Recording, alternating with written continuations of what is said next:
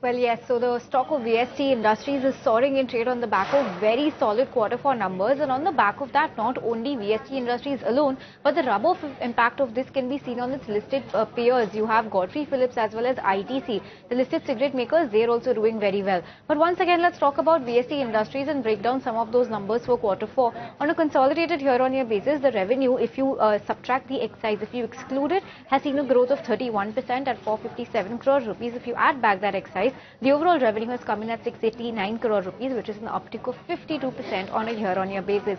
The net profit has seen a very solid growth of 2.2 times year-on-year. It's coming at 117 crores versus 53 crores this time last year. The EBITDA has also seen a jump of 3 times at 208 crores. In quarter four. Let's talk about the EBITDA margin. That's coming at 30.2% versus 15.2%. So almost a 1500 bips uptick coming in on a year-on-year basis. So the headline numbers looking very solid for VST Industries. Now, in terms of some highlights within the earnings, in terms of the cigarette volumes, that has come in at 667 million units, which is an uptick of 3% year-on-year. And even if you break down their revenue, the cigarette business has seen growth of 1.8 times.